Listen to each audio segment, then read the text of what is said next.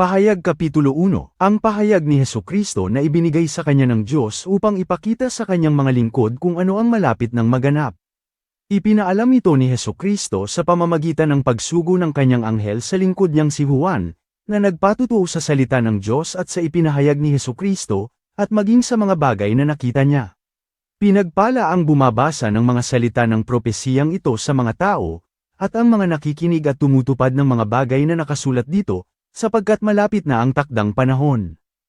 Mula kay Juan, sa 7 iglesia sa Asia, sumainyo nawa ang biyaya at kapayapaan mula sa kanya na siyang kasalukuyan, nakaraan at siyang darating, at mula sa 7 espiritu na nasa harapan ng kanyang trono, at mula kay Hesukristo, ang tapat na saksi, ang pangunahin sa mga binuhay mula sa kamatayan, at pinuno ng mga hari sa lupa. Doon sa umiibig at nagpalaya sa atin mula sa ating mga kasalanan sa pamamagitan ng kanyang dugo, at ginawa tayong isang kaharian, mga pari para sa kanyang Diyos at Ama, sa kanya ang kaluwalhatian at kapangyarihan magpakailanman. Amen. Tingnan ninyo, dumarating siyang nasa mga ulap, makikita siya ng bawat mata, maging ng mga sumaksak sa kanya, at tatangis dahil sa kanya ang lahat ng lipi sa daigdig. Mangyari nawa. Amen. Ako ang Alpha at ang Omega, ang sabi ng Panginoong Diyos, na siyang kasalukuyan, nakaraan at siyang darating, ang makapangyarihan sa lahat. Akong si Juan, ang inyong kapatid na kabahagi ninyo sa pag-uusig, sa kaharian at sa pagtitiis para kay Jesus, ay nasa pulo na tinatawag na Patmos alang-alang sa salita ng Diyos at pagpapatutuo ni Jesus. Sa araw ng Panginoon, ako ay nasa Espiritu, at narinig ko sa aking likuran ang isang malakas na tinig na parang sa trumpeta na nagsasabi, isulat mo sa balumbon ang nakikita mo at ipadala mo ito sa 7 iglesia, sa Efeso, sa Smyrna, sa Pergamo, sa Tiatira, sa Sardis, sa Philadelphia, at sa Laodicea.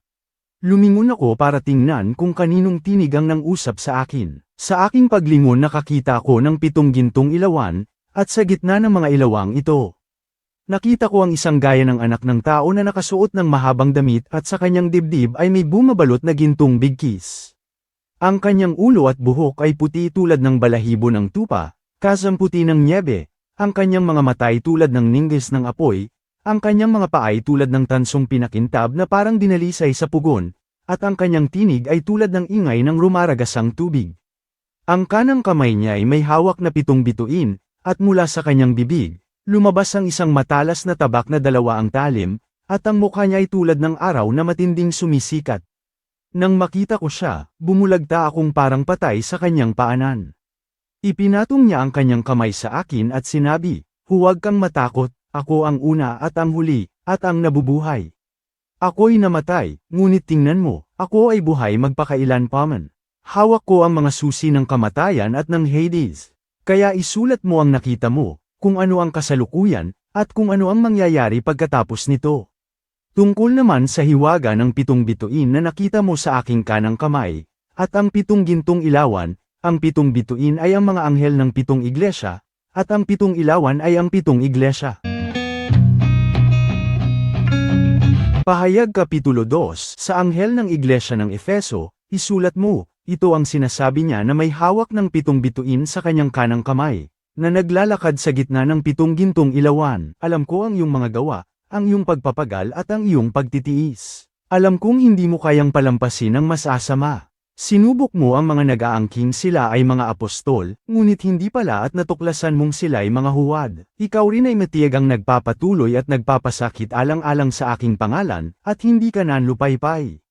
Subalit mayroon akong isang bagay na laban sa iyo, na iniwan mo ang una mong pag-ibig.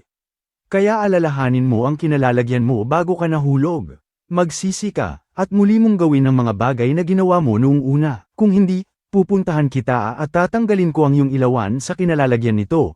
At ito'y kung hindi ka magsisisi. Ngunit ito naman ang mayroon ka, kinamumuhian mo ang mga gawain ng mga Nikolaita, na kinamumuhian ko rin. Makinig ang sinumang may pandinig sa sinasabi ng Espiritu sa mga iglesia. Sa sinumang magtagumpay, ibibigay ko sa kanya ang karapatang kumain mula sa puno ng buhay na nasa paraiso ng Diyos. At sa anghel ng iglesia sa Smyrna, isulat mo, ito ang sinasabi niya na una at huli, na namatay at nabuhay, alam ko ang iyong pagdurusa at ang iyong pagiging dukha, bagaman ikaw ay mayaman. Alam ko ang paninira sa iyo ng mga nagsasabing sila ay mga Hudyo ngunit hindi naman, kundi isang sinagoga ni Satanas. Huwag kang matakot sa pagdurusang malapit mo ng maranasan. Mag-ingat kayo dahil malapit nang itapon ng dyablo ang ilan sa inyo sa bilangguan upang kayo ay subukin. At sa loob ng 10 araw ay magdurusa kayo. Maging tapat ka hanggang kamatayan at igagawad ko sa iyo ang korona ng buhay.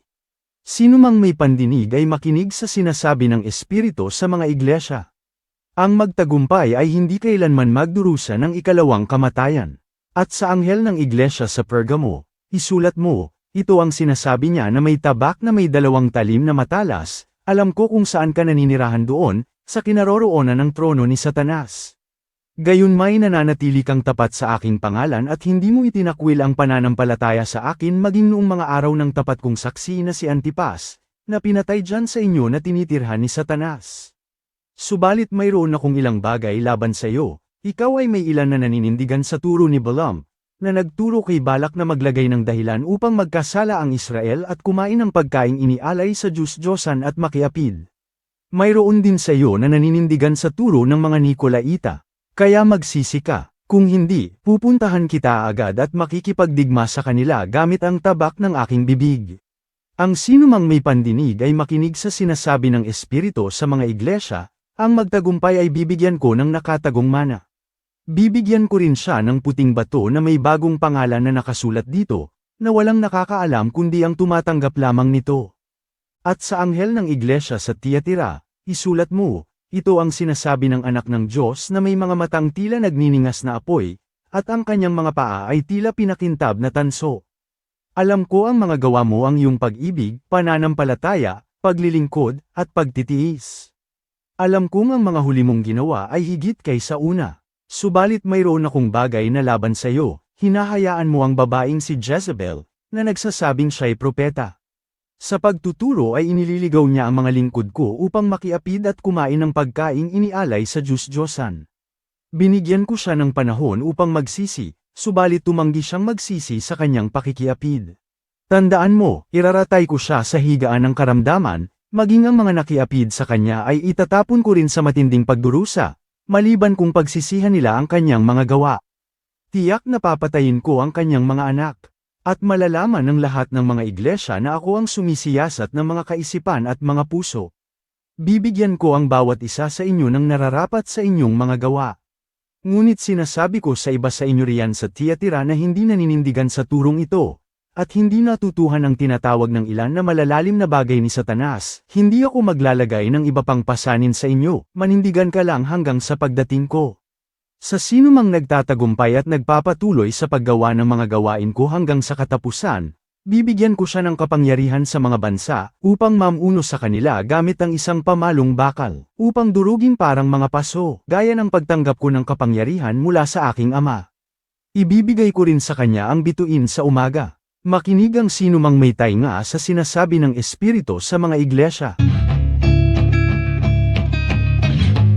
Pahayag Kapitulo 3. At sa anghel ng iglesia sa Sardes, isulat mo, ito ang mga sinasabi niya na may 7 espiritu ng Diyos at 7 bituin, alam ko ang iyong mga gawa, kilala ka bilang buhay, subalit ikaw ay patay.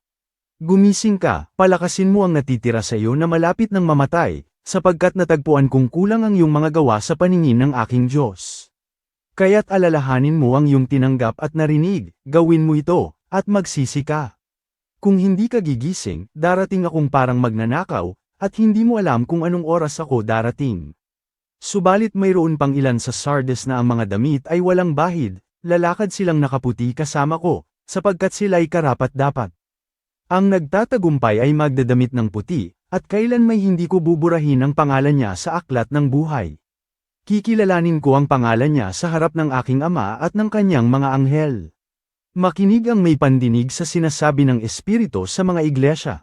At sa anghel ng iglesia sa Philadelphia, isulat mo, ito ang sinasabi ng banal, at ng totoo, na may hawak ng susi ni David, na nagbubukas at walang makapagsasara, na nagsasara at walang makapagbubukas, alam ko ang mga gawa mo. Tingnan mo, naglagay ako sa harapan mo ng isang bukas na pinto, na walang sino mang makapagsasara nito. Maliit lang ang iyong kapangyarihan, gayon may tinupad mo ang aking salita at hindi mo ikinila ang aking pangalan.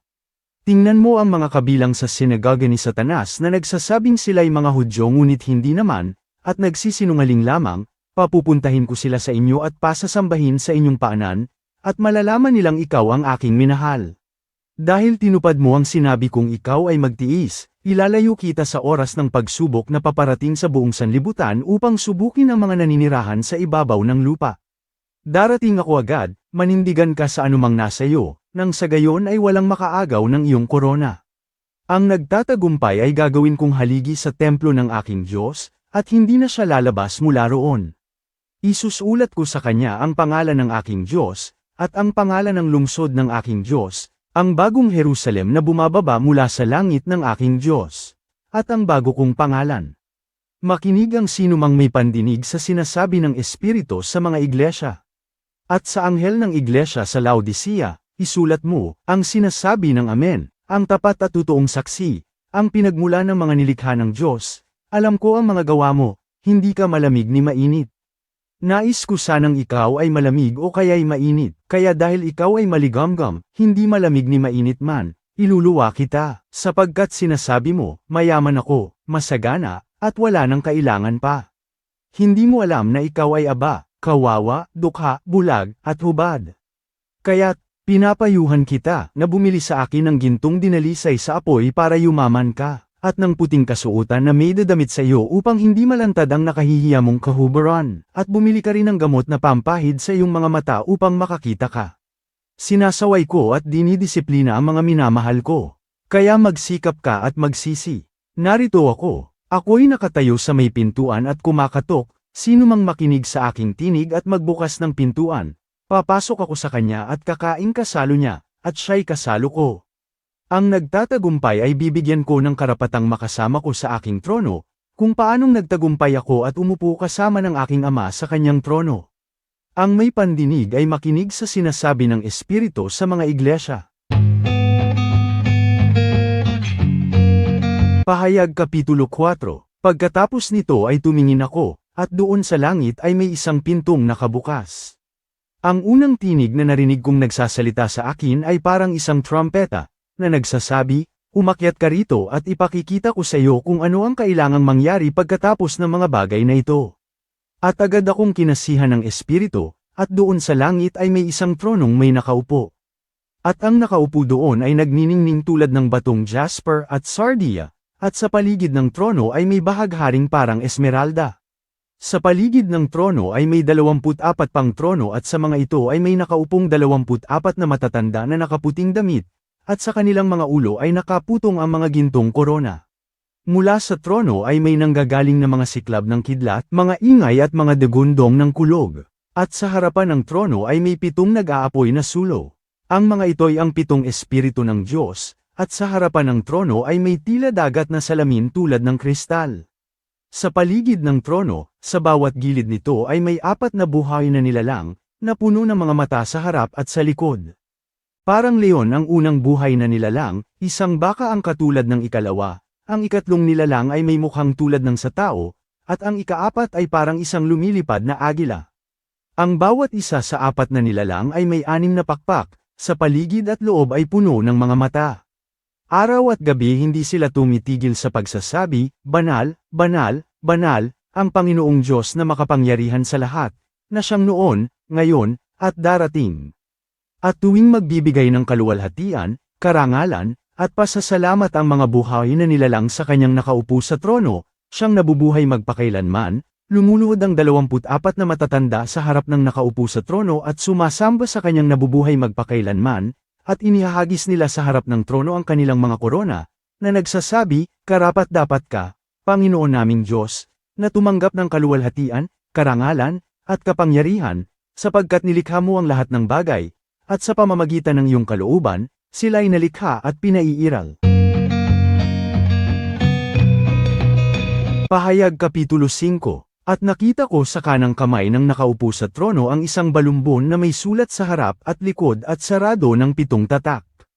Nakita ko rin ang isang makapangyarihang anghel na pasiga na nagpapahayag, sino ang karapat-dapat na magbukas ng balumbon at magtanggal ng mga tatak nito. Ngunit walang sinuman sa langit, sa lupa o sa ilalim man ng lupa ang makapagbukas ng balumbon o kaya'y makatingin sa loob nito. Umiyak ako ng umiyak dahil walang natagpo ang karapat-dapat na magbukas ng balumbon o tumingin sa loob nito. Isa sa matatanda ay nagsabi sa akin, huwag kang umiyak. Tingnan mo, ang leon ng lipi ni Huda, na ugat ni David, ay nagtagumpay at kaya niyang buksan ang balumbon at tanggalin ang 7 tatak nito.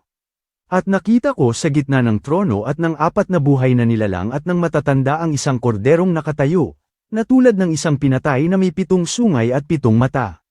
Ang mga ito'y ang 7 espiritu ng Diyos na isinugo sa buong daigdig. Lumapit ang kordero at kinuha ang balumbon sa kanang kamay ng nakaupo sa trono. At nang makuha niya ang balumbon, nagpatira pa sa harap ng kordero ang 4 na buhay na nilalang at ang 24 na matatanda.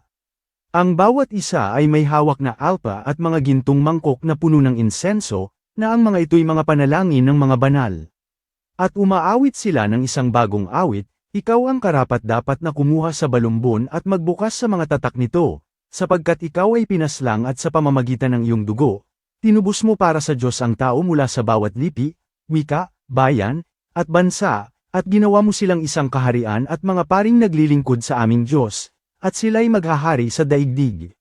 Ako'y muling tumingin at narinig ko ang tinig ng maraming mga anghel na nakapaligid sa trono, at ng mga buhay na nilalang, at ng mga matatanda, milyon-milyon at libu-libo ang bilang nila, na malakas na umaawit, ang pinaslang na kordero ay karapat-dapat na tumanggap ng kapangyarihan, kayamanan, karunungan, kalakasan, karangalan, kaluwalhatian, at kapurihan, at narinig ko ang bawat nilalang sa langit at sa lupa, at sa ilalim ng lupa at sa dagat, at maging ang lahat ng bagay na nasa mga ito, na nagsasabi, sa kanya na nakaupo sa trono at sa kordero, ay kapurihan, karangalan, kaluwalhatian, at kapangyarihan magpakailan paman. Sinabi ng 4 na buhay na nilalang, Amen.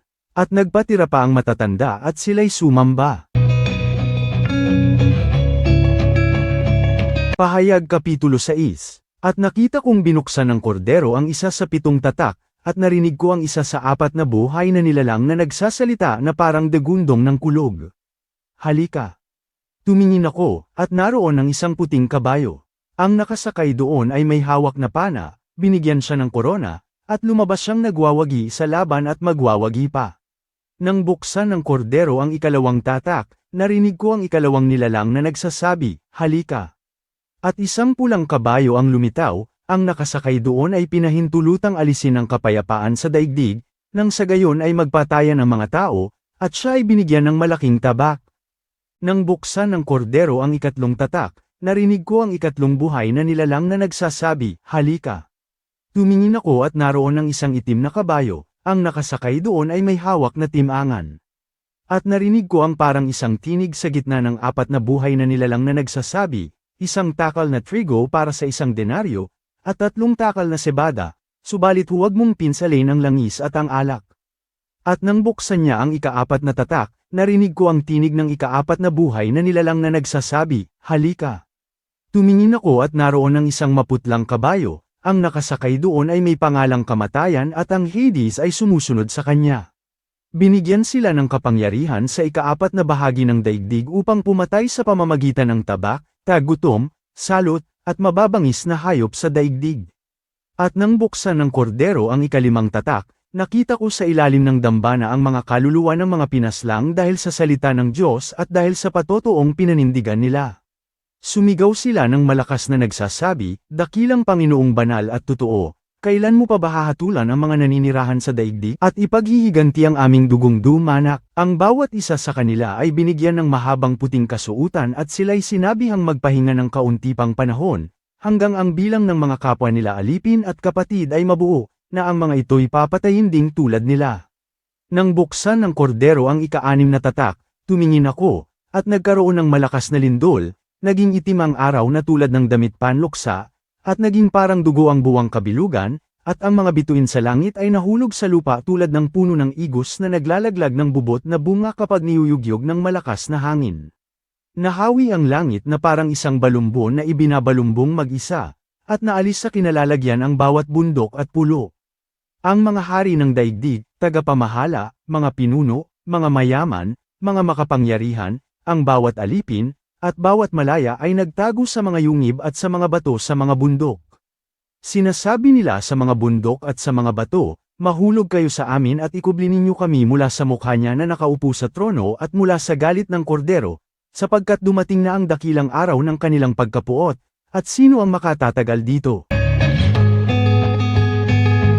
Pahayag Kapitulo 7. Pagkatapos nito, nakakita ako ng 4 na anghel na nakatayo sa 4 na sulok ng lupa, at pumipigil sa 4 na hangin ng lupa, upang walang hangin makaihip sa lupa, sa dagat, at maging sa anumang puno. Nakita ko ang isa pang anghel na umaakyat mula sa silangan, dala-dala ang tatak ng Diyos na buhay, at sumigaw ng malakas sa 4 na anghel na binigyan ng kapangyarihang salantain ang lupa at ang dagat.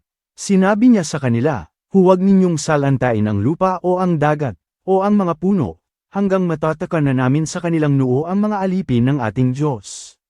At narinig ko ang bilang ng mga tinatakan, 144,000 ang tinatakan, mula sa bawat lipi ng mga anak ni Israel.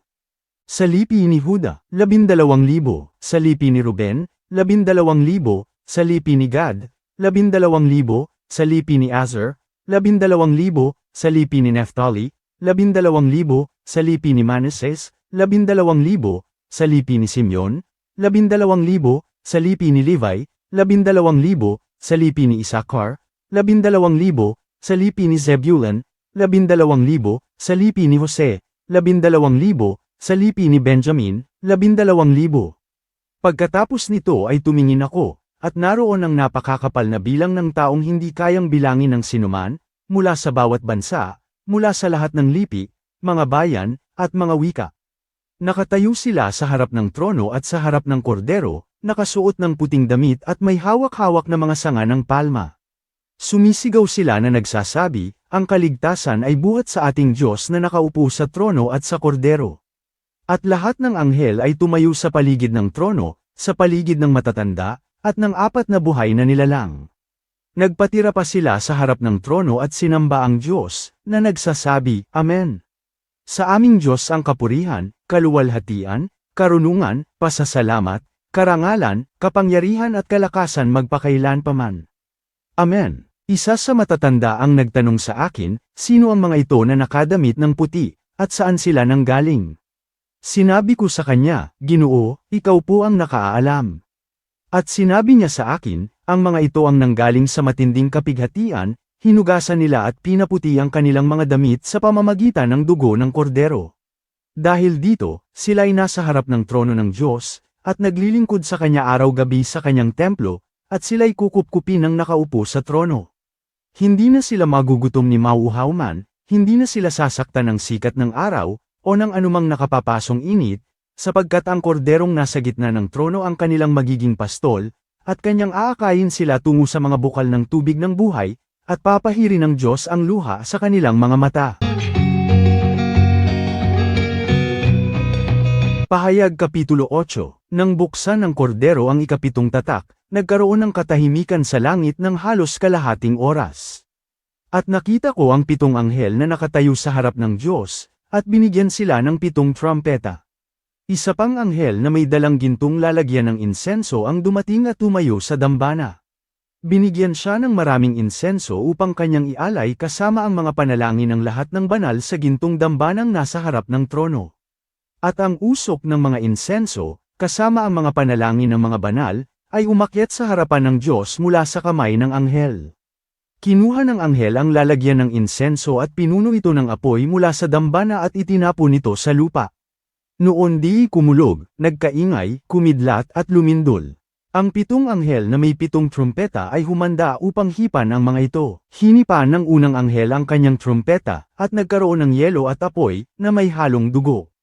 Itinapon ang mga ito sa lupa. Nasunog ang 2 bahagi ng lupa at ng mga puno.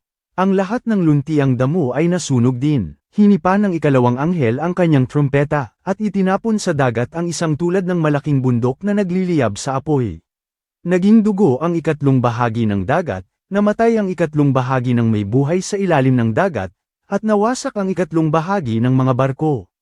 Hinipa ng 2 anghel ang kanyang trumpeta, at isang malaking bituin ang nahulog mula sa langit, nagliliyab na parang isang sulo. Nahulog ito sa ikatlong bahagi ng mga ilog at sa mga bukal ng tubig. Halamang mapait ang pangalan ng bituin. Naging mapait ang ikatlong bahagi ng mga tubig. Maraming tao ang namatay dahil sa tubig, sapagkat ito'y naging mapait. Hinipan ng ikaapat na anghel ang kanyang trumpeta, at tinamaan ang ikatlong bahagi ng araw, ng buwan, at ng mga bituin, kaya't nagdilim ang ikatlong bahagi ng kanilang liwanag. Nabawasan din ang ikatlong bahagi ng liwanag at ang maghapon at magdamag. Tumingin ako, at narinig ko ang isang agilang sumisigaw habang lumilipad sa himpapawid. Kailagim, kailagim, kailagim ng sasapitin ng mga naninirahan sa lupa dahil sa iba pang mga trumpeta na hihipan ng tatlo pang anghel.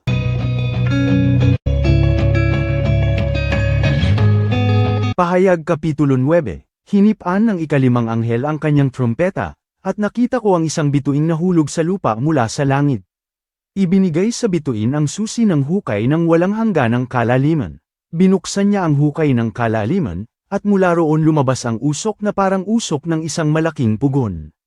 Nagdilim ang araw at ang himpapawid dahil sa usok ng hukay.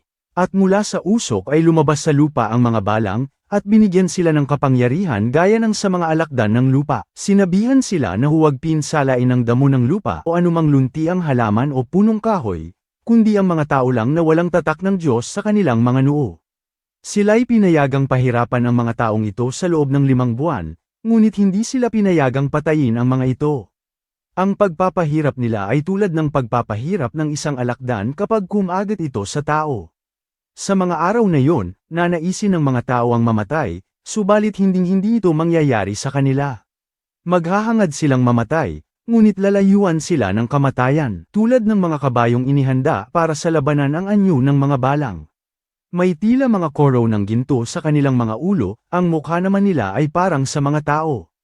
Ang buhok nila ay tulad ng sa mga babae, at ang kanilang ngipin ay tulad ng sa leon. May mga kaliskis sila na parang baluting bakal, at ang ingay ng kanilang pakpak ay parang ingay ng napakaraming karawahe ng mga kabayong sumusugod sa labanan. May mga buntot at panusok sila na tulad ng sa mga alakdan. Nasa mga buntot nila ang kapangyarihang puminsala sa mga tao ng 5 buwan. Mayroon silang hari, ang anghel ng walang hanggang kalaliman. Ang kanyang pangalan ay Abaddon sa Hebreo, at Apulyo naman sa Griego. Lumipas na ang unang masaklap na pangyayari. Ngunit 2 pang lagim ang darating. Hinipan ng ika-6 na anghel ang kanyang trumpeta, at narinig ko ang isang tinig mula sa 4 na sungay ng gintong dambana na nasa harap ng Diyos, na nagsasabi sa ika-6 na anghel na may hawak ng trumpeta, pakawalan mo ang 4 na anghel na nakagapos sa malaking ilog ng Euphrates. Kaya pinakawalan ang 4 na anghel, na inihanda para sa takdang oras, araw, buwan, at taon, upang patayin ang ikatlong bahagi ng sangkatauhan. 200 milyon ang bilang ng mga hukbong nakasakay sa kabayo.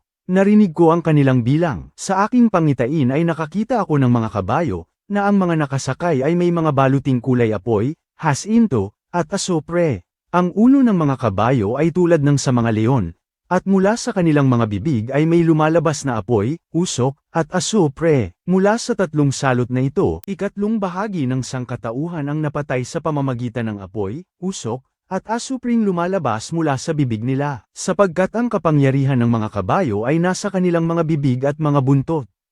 Ang mga buntot nila ay parang mga ahas, may mga ulo ito, at sa pamamagitan ng mga ito'y nakapamiminsala sila. Ang natirang sangkatauhan na hindi napatay ng mga salot na ito ay hindi nagsisi sa mga likha ng kanilang mga kamay, at hindi rin tumigil sa pagsamba sa demonyo at sa mga Diyos-Diyos ang yari sa ginto, pilak, tanso, bato, at kahoy, na hindi naman nakakakita, nakaririnig ni nakakalakad. At hindi rin sila nagsisi sa kanilang pagpaslang, o pangungulam, pakikiapid, ni sa kanilang pagnanakaw. Pahayag Kapitulo 10. Pagkatapos ay nakita ko ang isa pang makapangyarihang anghel na bumababa mula sa langit. Siya'y nababalutan ng ulap at may bahaghari sa kanyang ulo, ang mukha niya ay tulad ng araw, at ang kanyang mga binti ay parang mga haliging apoy. May hawak siyang maliit na balumbong na kabukas.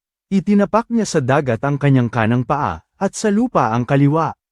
Sumigaw siya ng napakalakas, tulad ng isang liyong umaatungal.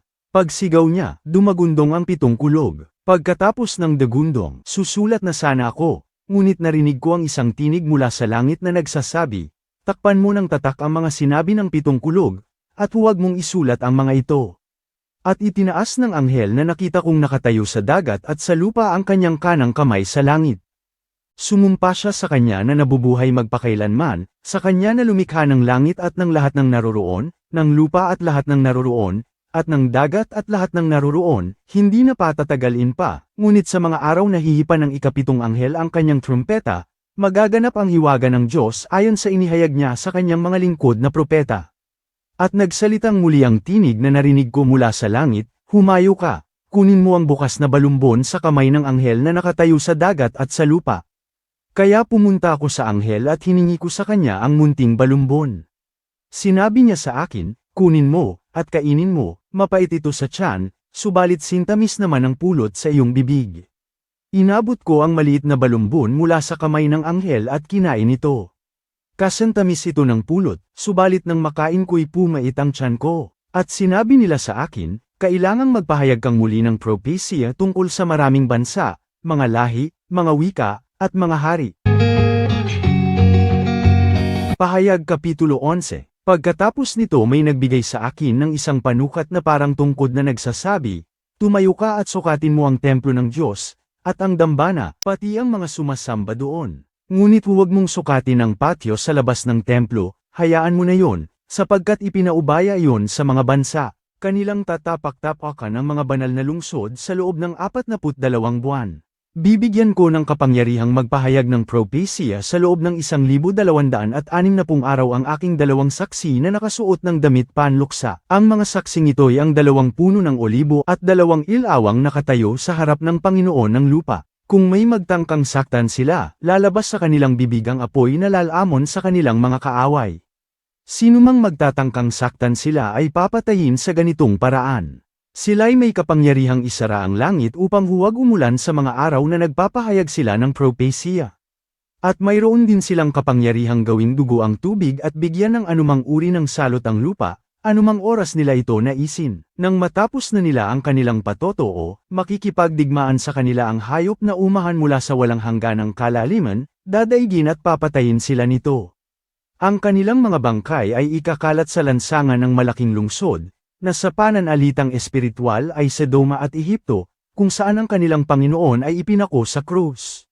Sa loob ng 3.5 araw ay pagmamasdan ng mga taong mula sa mga bayan, mga lipi, mga wika, at mga bansa ang mga bangkay at hindi nila pahihintulutang may libing ang mga ito. Ang mga naninirahan sa lupa ay magagalak sa sinapit ng 2 saksi. Magdiriwang sila at magpapalitan ng mga handog, sapagkat pinahirapan ng 2 propetang ito ang mga naninirahan sa lupa. At pagkatapos ng 3.5 araw, pumasok sa kanila ang hininga ng buhay na mula sa Diyos.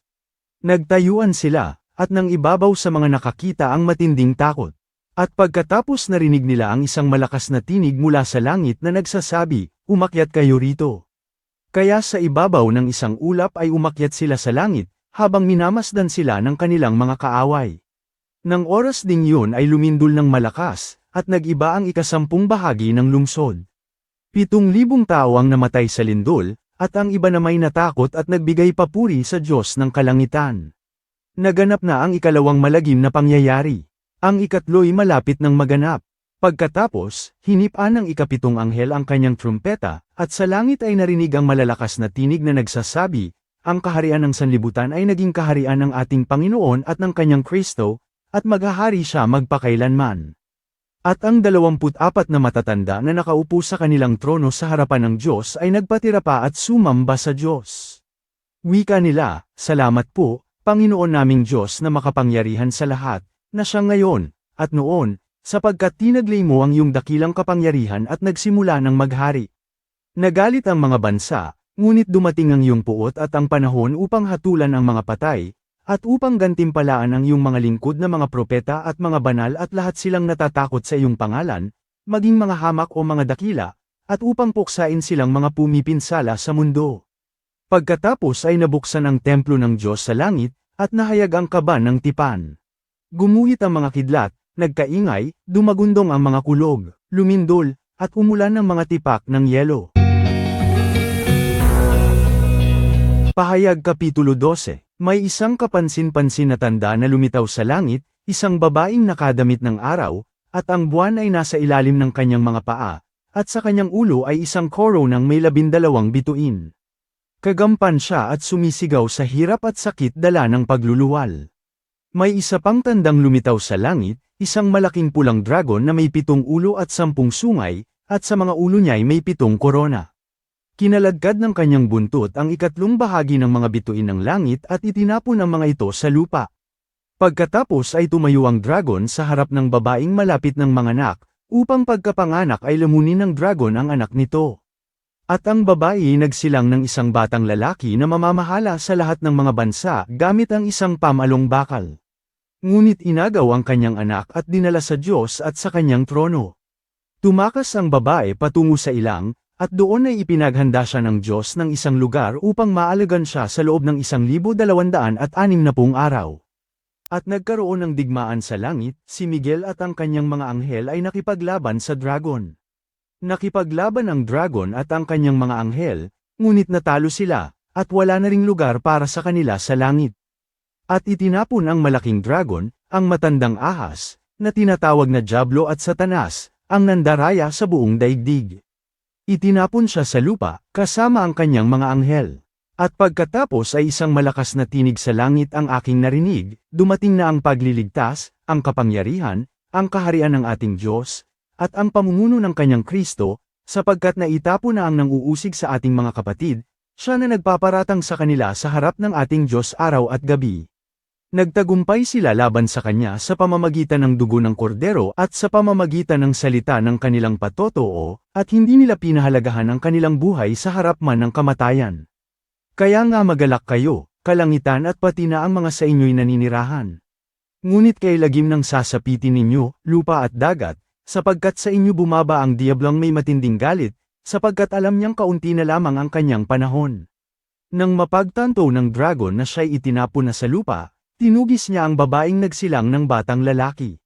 Ngunit binigyan ng babae ng 2 pakpak ng malaking agila, upang makalipad siya palayo sa ahas patungong ilang, upang doon ay maalagaan siya sa loob ng isang panahon, at mga panahon at kalahati ng isang panahon.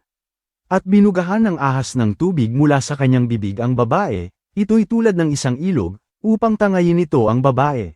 Ngunit tinulungan ng lupa ang babae, nagbuka ng bibig ang lupa at nilunok ang ilog na ibinuga ng dragon. Kaya sa tindi ng galit ng dragon sa babae, umalis iyon upang makipaglaban sa iba pang mga anak nito, sa mga sumusunod sa mga utos ng Diyos at naninindigan sa patotoo ni Jesus. Pagkatapos ay tumayo ang dragon sa dalampasigan. Pahayag Kapitulo 13. At nakita ko ang isang halimaw na umaahon mula sa dagat. Mayroon itong 10 sungay at 7 ulo, at sa mga sungay nito ay may 10 korona, at sa mga ulo nito ay may mga pangalang mapaglapastangan. Tulad ng isang leopardo ang halimaw na nakita ko, ang mga paa nito ay tulad ng sa oso, at ang bibig ay parang sa leon. Ibinigay ng dragon sa halimaw ang kanyang kapangyarihan, ang trono, at ang kanyang malawak na pamamahala. Ang isa sa mga ulo nito ay may malubhang sugat na maaari nitong ikamatay. Subalit ito'y gumaling. Namangha ang buong daigdig at sumunod sa halimaw. Sinamba nila ang dragon dahil ibinigay nito ang kanyang kapangyarihan sa halimaw. Sinamba rin nila ang halimaw at sinabi nila, sino ang katulad ng halimaw, at sino ang may kakayahang lumaban sa kanya? Binigyan ng halimaw ng isang bibig na nagsasalita ng mga kapalaluan at mga kalapastanganan, at pinahintulutan itong mamahala sa loob ng 42 buwan. Sinimulan niyang lapastanganin ang Diyos, ang pangalan ng Diyos, at ang tahanan ng Diyos, at ang mga naninirahan doon. Pinahintulutan din itong makipaglaban sa mga banal at daigin sila. Binigyan siya ng kapangyarihan sa bawat lipi, bayan, wika, at bansa. Lahat ng naninirahan sa ibabaw ng lupa ay sasamba sa kanya. Bawat isang ang pangalan ay hindi nakasulat sa balumbon ng buhay ng kordero na pinatay mula pa ng likhain ng sanlibutan. Makinig ang may pandinig, sino mang matakdang mabihag, sadyang mabibihag, sino mang matakdang mamatay sa tabak, sadyang mamamatay sa tabak. Ito ay panawagan para sa pagtitiis at katapatan ng mga banal. At pagkatapos isa pang halimaw ang nakita kong umaahon mula sa lupa. Mayroon itong 2 sungay tulad ng sa kordero ngunit nagsasalita itong parang dragon. Ginagamit nito ang lahat ng kapangyarihan ng halimaw na nauna sa kanya, at pinasasamba niya ang lupa at ang mga nakatira dito sa unang halimaw, siya na may malubhang sugat na gumaling. Gumagawa ito ng mga kamanghamanghang tanda, ginagawa nitong magpababa ng apoy sa lupa mula sa langit sa paningin ng mga tao. Sa pamamagitan ng mga tandang pinahintulot na gawin niya sa harapan ng unang halimaw, nililinlang niya ang mga nakatira sa lupa, sinasabihan silang gumawa ng isang larawan ng halimaw na nasugatan ng tabak subalit nabuhay. Pinayagan itong magbigay ng hininga sa larawan ng halimaw upang ang larawan ay makapagsalita at maipapatay ang mga ayaw sumamba sa larawan nito. Pinatataka nito ang kanang kamay o noo ng lahat, ang mga hamak at ang mga dakila, ang mayayaman at mahihirap, ang mga malaya at mga alipin, upang walang sino man ang makabili o makapagtinda kung walang tatak ng pangalan ng halimaw o bilang ng pangalan nito. Nangangailangan ito ng karunungan, sino mang may pangunawa ay unawain ang bilang ng halimaw, sapagkat ito ay bilang ng isang tao. Ang bilang niya ay 666. Pahayag Kapitulo 14, pagkatapos ay tumingin ako, at naroon ang korderong nakatayo sa bundok ng Zion. Kasama niya ang 144,000 na ang pangalan niya at ng kanyang ama ay nakasulat sa kanilang mga noo. Isang tinig ang narinig ko mula sa langit na parang ingay ng maraming tubig at parang dagundong ng malakas na kulog. Ang tinig na narinig ko ay parang tugtugan ng mga manunugtog ng mga alpa. Umaawit sila ng isang bagong awitin sa harapan ng 4 na buhay na nilalang at ng mga matatanda. Hindi kayang matutuhan ng sinuman ang awiting iyon maliban sa 144,000 tinubos mula sa lupa. Sila ay ang hindi dumungis ng kanilang sarili sa mga babae, sapagkat hindi sila nakipagtalik. Sumusunod sila sa kordero saan man siya magpunta. Sila'y tinubos mula sa sangkatauhan bilang mga unang alay sa Diyos at sa kordero. Walang lumabas na kasinungalingan sa kanilang bibig, walang anumang maipaparatang laban sa kanila. Pagkatapos, nakita ko ang isa pang anghel na lumilipad sa himpapawid, dala niya ang walang hanggang ebanghelyo upang ipahayag sa mga naninirahan sa lupa, sa bawat bansa, lipi, wika, at bayan. Malakas na sinabi niya, matakot kayo sa Diyos at luwalhatiin ninyo siya, sapagkat ang oras ng kanyang paghuhukom ay dumating na. Sambahin ninyo siya, siyang lumikha ng langit at ng lupa, ng dagat at ng mga bukal ng tubig. At ang pangalawang anghel ay sumunod na nagsasabi, bumagsak, bumagsak ang dakilang Babilonya. Pinainom niya ang lahat ng bansa ng alak ng puot ng kanyang imoralidad. At pagkatapos, sumunod sa kanila ang ikatlong anghel na nagsasabi ng malakas, sino mang sumasamba sa halimaw at sa larawan nito at tumatanggap ng tanda sa kanyang mga noo at sa kanyang mga kamay, ay iinom din sa alak ng puot ng Diyos, na ibubuhos na walang halo sa kopa ng kanyang galit. Ang taong yun ay pahihirapan sa apoy at asupre, sa harapan ng mga banal na anghel at ng kordero. Ang usok ng kanilang paghihirap ay pumapailan lang magpakailan paman. Wala silang kapahingahan araw at gabi, silang sumasamba sa halimaw at sa larawan nito at sinumang tumatanggap ng tanda ng pangalan nito. Ito ay panawagan para sa pagtitiis ng mga banal, sila na tumutupad sa mga utos ng Diyos at patuloy na sumasampalataya kay Jesus. At pagkatapos isang tinig ang narinig ko mula sa langit na nagsasabi, isulat mo ito, mula ngayon, pinagpala ang mga namatay dahil sa Panginoon. Totoo, sabi ng Espiritu, magpapahinga sila mula sa kanilang mga pagpapagal, sapagkat susundan sila ng kanilang mga gawa. Pagkatapos, tumingin ako, naroon ang isang puting ulap, nakaupo sa ibabaw nito ang isang tulad ng anak ng tao na may koro ng ginto sa kanyang ulo, at may hawak na isang matalas na karit. Isa pang anghel ang lumabas mula sa templo, sumisigaw ng malakas sa kanyang nakaupo sa ulap, gamitin mo na ang iyong karit at gumapas ka, sapagkat ang oras ng paggapas ay dumating na at ang aanihin sa lupa ay handa ng anihin. Kaya iwinasiwas sa lupa ng nakaupo sa ulap ang kanyang karit, at ginapasan ng lupa. Isa pang anghel ang lumabas mula sa templo sa langit, may dala ring matalas na karit.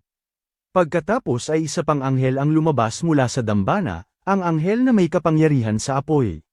Nagsalita siya ng malakas sa anghel na may matalas na karit, gamitin mo ang iyong karit at anihin ang mga kumpol ng ubas sa lupa, sapagkat hinog na ang mga ito. Kaya iwinasiwas ng anghel ang kanyang karit sa lupa, tinipon ang mga aning ubas, at inihagis ang mga ito sa malaking pisaan ng ubas na siyang puot ng Diyos. At pinisa ang mga ubas sa pisaan na nasa labas ng lungsod, at mula sa pisaan ay bumaha ang dugong umabot ang taas hanggang sa renda ng mga kabayo, at ang lawak ay halos 300 kilometro. Pahayag Kapitulo 15. Pagkatapos ay nakita ko ang isa pang tanda sa langit, kapansin-pansin at kamangha-mangha, 7 anghel na may 7 salot. Ito ang mga huling salot, sapagkat sa mga ito matatapos ang puot ng Diyos. At nakita ko ang isang tulad ng dagat na kristal na may halong apoy, at ang mga nagtagumpay laban sa halimaw at sa larawan nito at sa bilang ng pangalan nito. Sila'y nakatayo sa tabi ng dagat na kristal, at may hawak na mga alpa ng Diyos. Umaawit sila ng awit ni Moises na lingkod ng Diyos, at ng awit ng Kordero, dakila at kamangha-mangha ang iyong mga gawa, Panginoong Diyos na makapangyarihan sa lahat. O Hari ng mga bansa, ang mga paraan mo'y totoo at makatarungan. Panginoon, sinong hindi matatakot at magpupuri sa iyong pangalan? Sapagkat ikaw lamang ang banal. Darating lahat ang mga bansa at sila'y sasamba sa iyo, sapagkat nahayag ang matutuwid mong kahatulan. Pagkatapos nito'y tumingin ako, at nabuksan sa langit ang templo ng tolda ng patotoo, at lumabas mula sa templo ang 7 anghel na may 7 salot, na nakabihis ng dalisay at makinang na lino, at may mga gintong bigkis sa kanilang dibdib.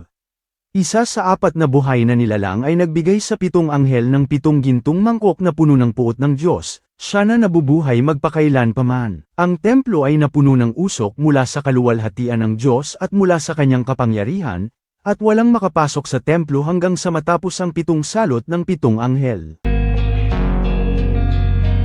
Pahayag Kapitulo 16. At narinig ko mula sa templo ang isang malakas na tinig na nagsasabi sa 7 anghel, "Humayo kayo at ibuhos ninyo sa lupa ang 7 mangkok ng puot ng Diyos." Kaya umalis ang unang anghel at ibinuhos ang kanyang mangkok sa lupa, at nagkaroon ng nakapandidiri at napakasakit na sugat ang mga may tatak ng halimaw at mga sumasamba sa larawan nito. Ibinuhos ng ikalawang anghel ang kanyang mangkok sa dagat, at ito'y naging tulad ng dugo ng isang bangkay, at ang bawat nilalang na may buhay sa dagat ay namatay. Ibinuhos ng ikatlong anghel ang kanyang mangkok sa mga ilog at sa mga bukal ng tubig, at naging dugo ang mga ito. At narinig ko ang anghel ng tubig na nagsasabi, "O banal, ikaw na siya ngayon at noon, ikaw ay makatarungan sa iyong ginawang paghatol. Sapagkat sila ang nagpadanak ng dugo ng mga banal at ng mga propeta, binigyan mo sila ng dugo para inumin. Dapat lang yan sa kanila." At narinig ko ang dambana na nagsasabi, "Opo, Panginoong Diyos na makapangyarihan sa lahat, ang mga hatol mo ay totoo at makatarungan," at ibinuhos ng ika-4 na anghel ang kanyang mangkok sa araw, at pinayagan itong pasuin ang mga tao, at sila ay napaso sa matinding init.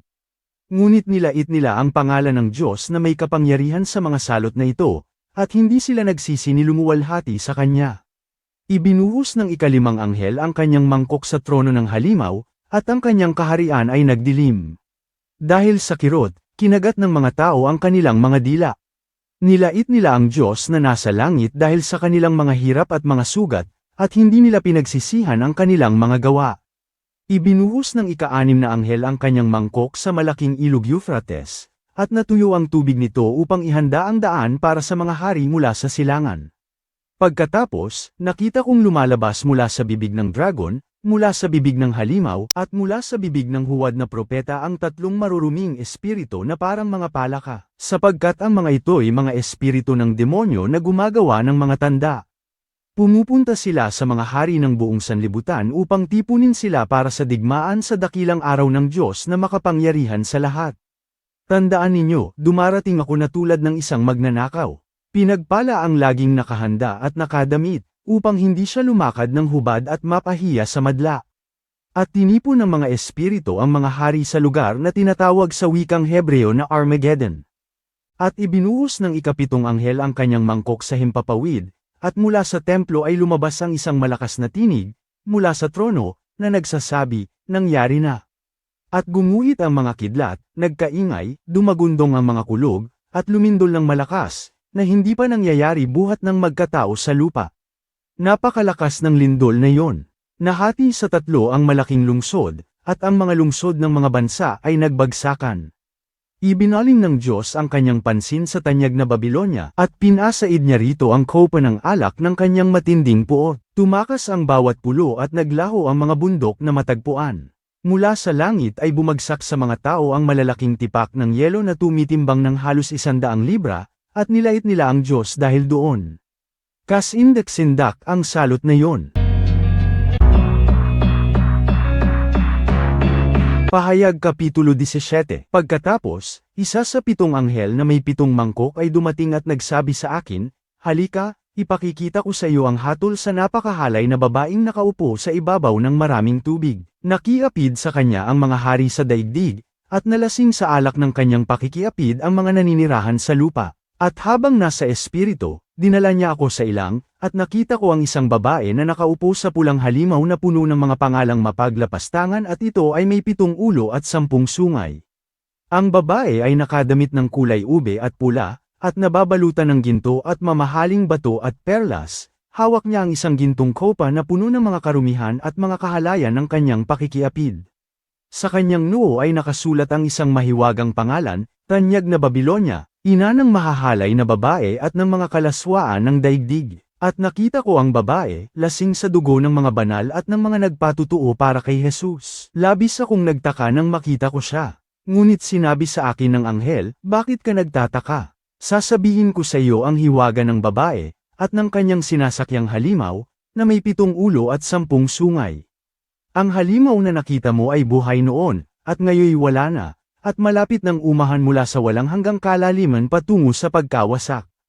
Ang mga naninirahan sa lupa na ang mga pangalan ay hindi nakasulat sa aklat ng buhay mula pa ng likhain ng sanlibutan ay mamamangha sa sandaling makita nila ang halimaw sapagkat siya'y buhay noon at ngayoy wala na, at darating pa. Nangangailangan ito ng isip na may karunungan, ang 7 ulo ay 7 bundok kung saan nakaupo ang babae. Sila rin ang 7 hari, at 5 sa kanila ay bumagsak na, ang isa'y buhay pa, ang isa ay hindi pa dumarating, at sa kanyang pagdating, sandali lang siyang mananatili. At ang halimaw na buhay noon at ngayoy wala na ang 8, ngunit kabilang din sa 7, at siya'y patungo sa pagkawasak. Ang 10 sungay na nakita mo ay ang 10 hari na hindi pa nakakatanggap ng kaharian, subalit tatanggap sila ng kapangyarihan bilang mga hari sa loob ng 1 oras, kasama ng halimaw. Nagkakaisa ang mga ito sa pag-iisip, at ibinigay nila ang kanilang kapangyarihan at pamamahala sa halimaw. Makikipagdigma sila laban sa kordero, ngunit dadaigin sila ng kordero, sapagkat siya ang Panginoon ng mga Panginoon at Hari ng mga hari, at ang mga kasama niya ay yaong mga tinawag, mga hinirang at mga tapat. At sinabi ng anghel sa akin, ang mga tubig na yung nakitang kinauupuan ng mahalay na babae ay mga bayan at napakaraming tao, mga bansa at mga wika. Ang nakita mo namang 10 sungay, ang mga ito at ang halimaw ay masusuklam sa mahalay na babae. Siya'y kanilang pababayaan at iiwang hubad at kanilang lalamunin ang kanyang laman at siya'y susunugin sa apoy. Sapagkat inilagay ng Diyos sa kanilang mga puso na gawin ang kanyang layunin at pagkaisahin sila na ibigay ang kanilang kaharian sa halimaw, hanggang sa matupad ang mga salita ng Diyos. Ang babaeng nakita mo ay ang tanyag na lungsod na naghahari sa mga hari ng daigdig. Pahayag Kapitulo 18. Pagkatapos ng mga ito, nakita ko ang isa pang anghel na bumababa mula sa langit. Taglay niya ang dakilang kapangyarihan, at naliwanagan ng kanyang kaluwalhatian ang daigdig. Sumigaw siya ng napakalakas, bumagsak na ang tanyag na Babilonya. Tirahan na ito ng mga demonyo, kulungan ng bawat maruming espiritu, kulungan ng bawat maruming ibon, at kulungan ng bawat marumit na kapandidiring hayop. Sapagkat lahat ng bansa ay uminom ng alak ng kanyang kahalayan, at sa kanya'y nakiapid ang mga hari ng daigdig, at mula sa kapangyarihan ng kanyang kaluhuan, ang mga mangangalakal ng daigdig ay nagpayaman. Pagkatapos, mula sa langit ay narinig ko ang isa pang tinig na nagsasabi, "Lumabas kayo mula sa kanya, bayan ko, upang kayo'y hindi makabahagi sa kanyang mga kasalanan, at upang sa kanyang mga salot ay hindi kayo madamay. Sapagkat abot na sa langit ang kanyang mga kasalanan, at binalingan ng Diyos ang kanyang mga kasamaan. Ibalik ninyo sa kanya kung anong ibinigay niya, at bayaran ninyo siya ng doble sa kanyang mga gawa, sa pinaghaluan niyang kopa, ipaghalo ninyo siya ng doble. Gaya ng pagpaparangal niya sa kanyang sarili at kaluhuan, ganoon din karaming pahirap at pighati ang ibigay ninyo sa kanya. Sapagkat sinasabi niya sa kanyang puso, nakaupo akong isang reyna, hindi ako isang balo, at kailan may hindi ko malalasap ang dalamhati. Dahil dito ay darating ang mga salot sa kanya sa loob ng isang araw, kamatayan, pagluluksa, tagutom, at siya'y susunugin sa apoy, sapagkat ang Panginoong Diyos na humatol sa kanya ay makapangyarihan. At ang mga hari ng daigdig na nakiapid sa kanya at nagpasasa sa kaluhuan kasama niya ay tatangisan at pagluluksaan siya kapag nakita na nila ang usok ng pagsunog sa kanya. Tatayo sila sa malayo dahil sa takot sa kanyang paghihirap at sasabihin, kakilakilabot ang sinapit mo, dakilang lungsod, makapangyarihang lungsod ng Babilonya. Sapagkat sa loob ng isang oras, naigawad ang parusa sa iyo.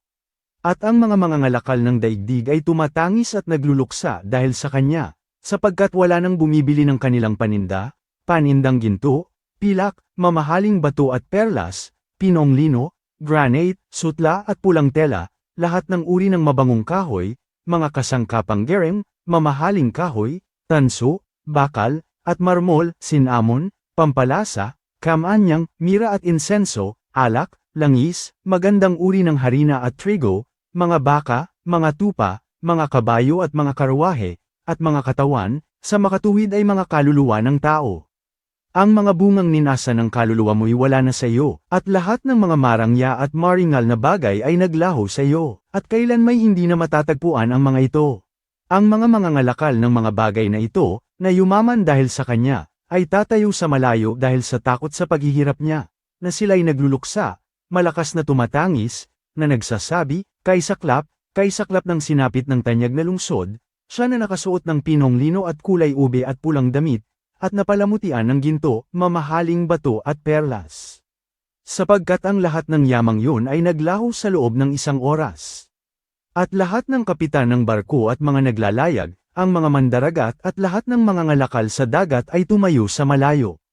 Sumigaw sila habang pinagmamasdan ng usok ng kanyang pagkasunog na nagsasabi, saan mo ihahambing ang tanyag na lungsod? Nagsaboy sila ng alikabok sa kanilang mga ulo habang tumatangis at nagluluksa na sumisigaw, kaysaklap ng sinapit ng tanyag na lungsod, na nagpayaman sa lahat ng may barko sa dagat, mula sa kanyang kayamanan.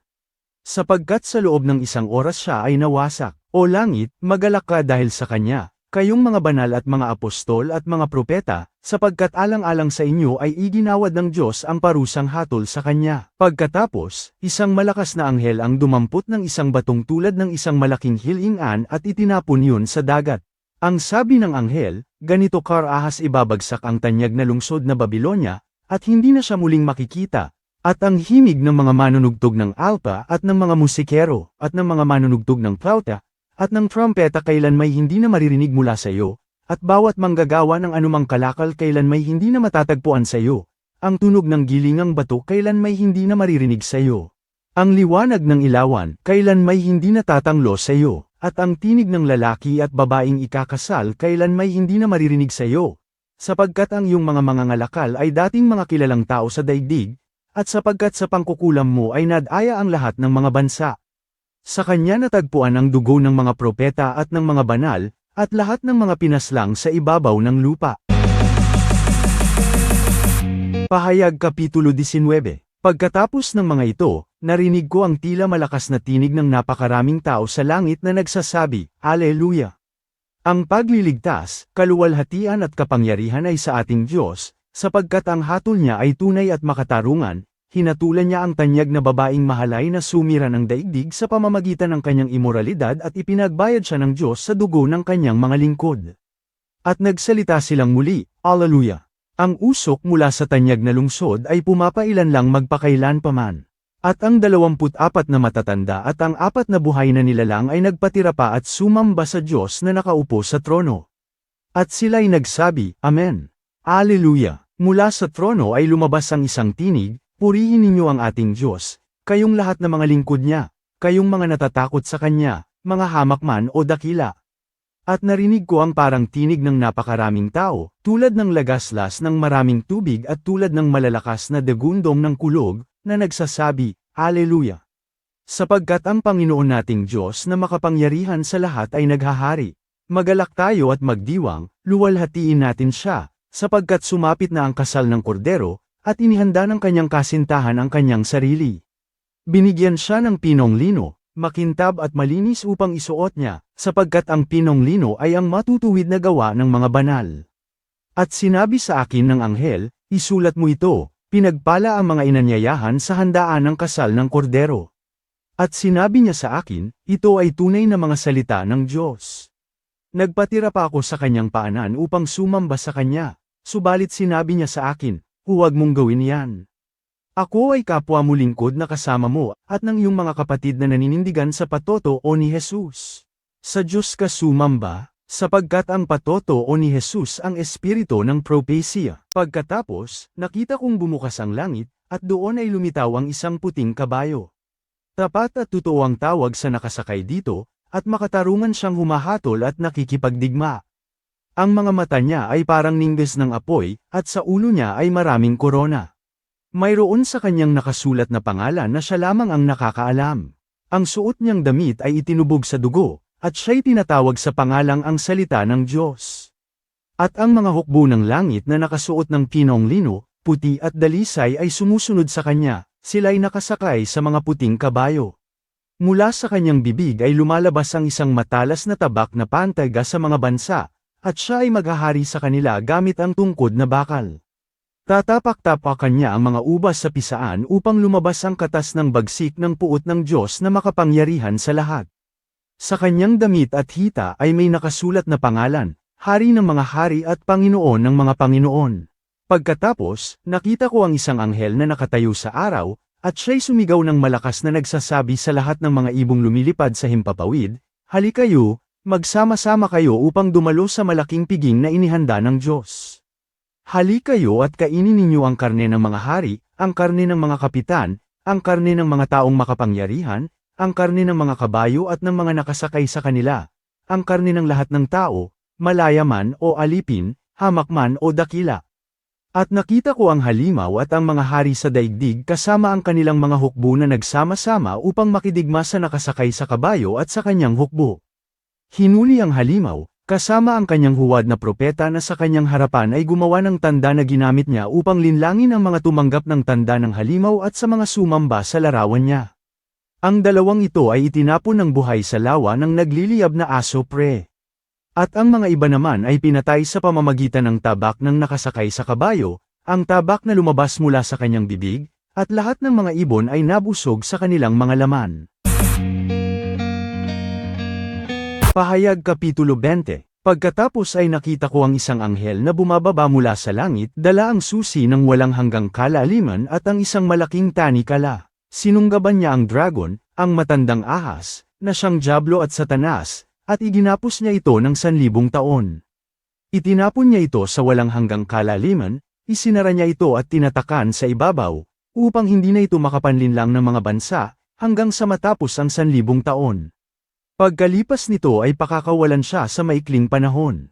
Pagkatapos, nakakita ako ng mga trono, at ang mga nakaupo roon ay binigyan ng kapangyarihang humatol. Nakita ko rin ang mga kaluluwa ng mga pinugutan ng ulo dahil sa kanilang patotoo, para kay Jesus at paghahayag ng salita ng Diyos. Hindi sila sumamba sa halimaw, o kaya'y sa larawan nito at hindi sila tumanggap ng tatak nito sa kanilang mga noo o mga kamay. Nabuhay sila at nagharing kasama ni Kristo sa loob ng 1,000 taon. Ang ibang mga patay ay hindi nabuhay hanggang sa matapos ang 1,000 taon. Ito ang unang muling pagkabuhay. Pinagpala at banal ang mga nakasama sa unang muling pagkabuhay. Walang kapangyarihan sa kanila ang ikalawang kamatayan, kundi sila'y magiging mga pari ng Diyos at ni Kristo, at maghahari silang kasama niya sa loob ng 1,000 taon. Kapag natapos ang 1,000 taon, pakakawalan si Satanas mula sa kanyang bilangguan, at lalabas siya upang linlangin ang mga bansa sa 4 na sulok ng lupa, ang Gog at Magog, upang tipunin sila para sa pakikipaglaban. Sila'y kasandami ng mga buhangin sa dagat. Sila'y umahon sa malawak na lupa at pinaligiran ang kampo ng mga banal at ang minamahal na lungsod. Ngunit may apoy na bumaba mula sa langit at nilamon sila. Ang diablong luminlan sa kanila ay itinapon sa lawa ng apoy at asupre, kung saan naroon ang halimaw at ang huwad na propeta at doon ay pahihirapan sila araw at gabi magpakailan paman. At nakita ko ang isang malaking puting trono at ang nakaupo roon. Mula sa kanyang harapan ay tumakas ang lupa at ang langit, at wala nang matagpo ang lugar para sa kanila. At nakita ko ang mga patay, mga dakila at mga hamak, na nakatayo sa harap ng trono, at binuksan ang mga aklat. Isa pang aklat ang binuksan, ang aklat ng buhay. Hinatulan ang mga patay ayon sa kanilang mga gawa, batay sa nakasulat sa mga balumbon. Ibinigay ng dagat ang mga patay na nasa kanya, ibinigay rin ng kamatayan at ng Hades ang mga patay na nasa kanila, at silang lahat ay hinatulan ayon sa kanilang mga gawa. At ang kamatayan at ang Hades ay itinapon sa lawa ng apoy. Ito ang ikalawang kamatayan, ang lawa ng apoy. At ang sinuman na ang pangalan ay hindi nakasulat sa balumbon ng buhay ay itinapon sa lawa ng apoy. Pahayag Kapitulo 21. Pagkatapos, nakakita ako ng bagong langit at ng bagong lupa, sapagkat lumipas na ang unang langit at ang unang lupa, at wala na ang dagat. Nakita ko ring bumababa mula sa langit, galing sa Diyos, ang banal na lungsod, ang bagong Jerusalem, inihandang tulad ng isang babaeng ikakasal na inayusan para sa kanyang asawa. At mula sa trono, isang malakas na tinig ang aking narinig, masdan ninyo, ang tahanan ng Diyos ay kasama na ng mga tao. Maninirahan siya sa kanila bilang Diyos nila, sila'y magiging bayan niya, at ang Diyos mismo ay makakasama nila at magiging Diyos nila, papahirin niya ang bawat luha sa kanilang mga mata. Hindi na magkakaroon ng kamatayan, ni magkakaroon ng pagluluksa at pagtangis, at kahit kirot ay di na rin mararanasan, sapagkat lumipas na ang mga unang bagay. At nagsalita ang nakaupo sa trono, ngayon, ginagawa kong bago ang lahat ng bagay. Sinabi rin niya, isulat mo, sapagkat ang mga salitang ito ay tapat at totoo. Pagkatapos ay sinabi niya sa akin, nangyari na. Ako ang Alpha at ang Omega, ang simula at ang wakas. Sa nauuhaw ay ibibigay ko ng walang bayad ang tubig mula sa bukal ng tubig ng buhay. Ang nagtatagumpay ay magmamana ng mga ito, at ako ang magiging Diyos niya, at siya'y magiging anak ko.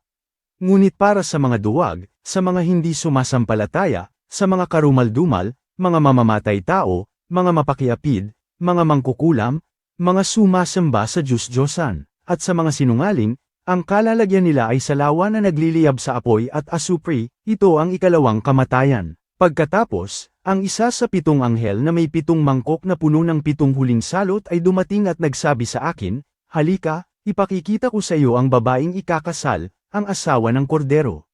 Habang nasa espiritu, dinala niya ako sa isang malaki at mataas na bundok, at ipinakita niya sa akin ang banal na lungsod ng Jerusalem na bumababa mula sa langit, galing sa Diyos.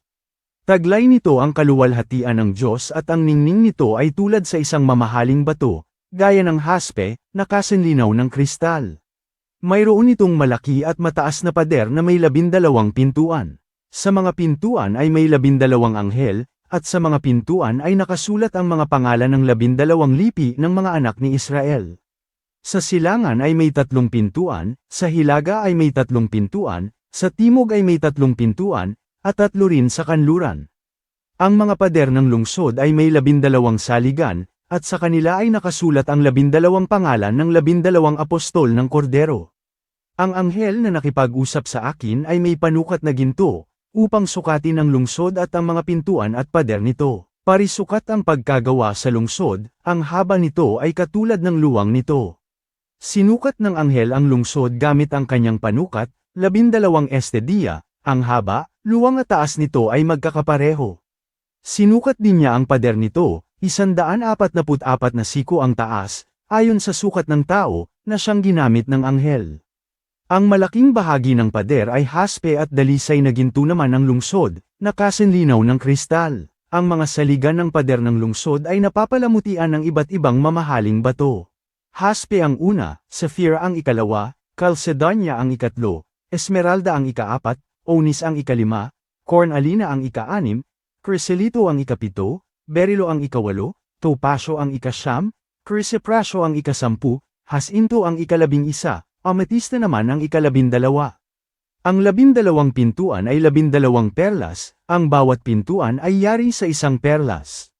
Ang lansangan ng lungsod ay dalisay na ginto, kasinlinaw ng salamin.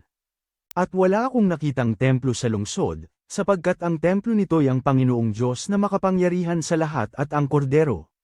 Hindi na kailangan pa ng lungsod ang araw o buwan upang tumanglo doon, sapagkat ang kaluwalhatian ng Diyos ang liwanag nito, at ang kordero ang ilaw nito. Sa pamamagitan ng liwanag nito ay lalakad ang mga bansa, at ang mga hari sa daigdig ay magdadala ng kanilang kaluwalhatian sa lungsod. Ang mga pintuan nito ay hindi isasara kailanman, sapagkat wala ng gabi doon. Sa loob nito ay dadalhin ang kaluwalhatian at karangalan ng mga bansa. Subalit hindi makapapasok doon ang anumang maruming bagay, ang sinumang may gawaing karumal-dumal o sinungaling, kundi yaon lamang may mga pangalang nakasulat sa aklat ng buhay ng kordero. Pahayag Kapitulo 22. Pagkatapos ay ipinakita sa akin ng anghel ang ilog ng tubig ng buhay na kasinlinaw ng kristal. Bumubukal yun mula sa trono ng Diyos at ng kordero sa gitna ng lansangan ng lungsod. Naroon sa magkabilang pampang ng ilog ang puno ng buhay na namumunga ng 12 uri ng prutas, namumunga ito bawat buwan, at ang mga dahon ng puno ay nakapagpapagaling sa mga bansa. Hindi na magkakaroon doon ng anumang isinumpa, sapagkat ang trono ng Diyos at ng kordero ay naroon, at sasambahin siya ng kanyang mga lingkod. Makikita nila ang kanyang mukha, at ang pangalan niya ay masusulat sa kanilang mga noo. Wala ng gabi. Hindi na nila kakailanganin pa ng liwanag o ng araw, sapagkat ang Panginoong Diyos ang magliliwanag sa kanila, at maghahari sila magpakailanpaman. At sinabi niya sa akin, ang mga salitang ito ay tapat at totoo. Ang Panginoon, na siyang Diyos ng mga espiritu ng mga propeta, ay nagsugo ng kanyang anghel upang ipakita sa kanyang mga lingkod kung ano ang malapit ng mangyari. Tingnan mo, ako'y malapit ng dumating. Pinagpala ang nag-iingat ng mga salita ng propesya ng aklat na ito. Akong si Juan ay nakarinig at nakakita sa mga bagay na ito. Matapos kong marinig at makita ang lahat, nagpatira pa ako upang sumamba sa harapan ng anghel na siyang nagpakita ng mga bagay na ito sa akin. Ngunit sinabi niya sa akin, huwag mong gawin yan. Ako'y kapwa mo lingkod at ng mga kapatid mong propeta, at ng mga sumusunod sa mga salita sa aklat na ito. Sa Diyos ka sumamba. At sinabi pa niya sa akin, huwag mong takpan ng tatak ang mga salita ng propesya ng aklat na ito, sapagkat ang panahon ay malapit na. Hayaang magpakasama pa ang gumagawa ng masama, at ang marumi ay magpakarumi pa, ang matuwid ay magpakatuwid pa, at ang banal ay manatiling banal. Tingnan mo, ako'y malapit ng dumating, dala ko ang aking gantimpala, upang gantimpalaan ang bawat isa ayon sa kanyang ginawa. Ako ang Alpha at ang Omega, ang una at ang huli, ang simula at ang wakas. Pinagpala ang mga naghuhugas ng kanilang mga damit, upang magkaroon sila ng karapatan sa puno ng buhay at makapasok sa mga pintuan ng lungsod. Sa labas naman ay ang mga aso, mga mangkukulam, mga mapakiapid, mga mamamatay tao, mga sumasamba sa Diyos-Diyosan, at ang bawat mahilig gumawa ng kasinungalingan. Akong si Jesus ang nagsugo ng aking anghel sa inyo upang magpatutuo sa mga bagay na ito sa harap ng mga iglesia. Ako ang ugat at ang supling ni David, ang maningning na tala sa umaga. Sinasabi ng espiritu at ng babaeng ikakasal, halika. Magsabi ang bawat nakikinig, halika. Lumapit ang nauuhaw. Ang sinumang may nais ay kumuha ng tubig ng buhay ng walang bayad. Binabalaan ko ang sinumang nakikinig sa mga salita ng propesya ng aklat na ito, sinumang magdagdag sa mga ito, idadagdag ng Diyos sa kanya ang mga salot na nakasulat sa aklat na ito. At sinumang magbawas mula sa mga salita ng aklat ng propesiyang ito, babawasin ng Diyos ang kanyang bahagi sa puno ng buhay at sa banal na lungsod, na nakasulat sa aklat na ito. Ang nagpapatutuo sa mga bagay na ito ay nagsasabi, "Oo, malapit na akong dumating." Amen. Dumating ka nawa, Panginoong Hesus. Pagpalain nawa ng Panginoong Hesus ang lahat. Amen.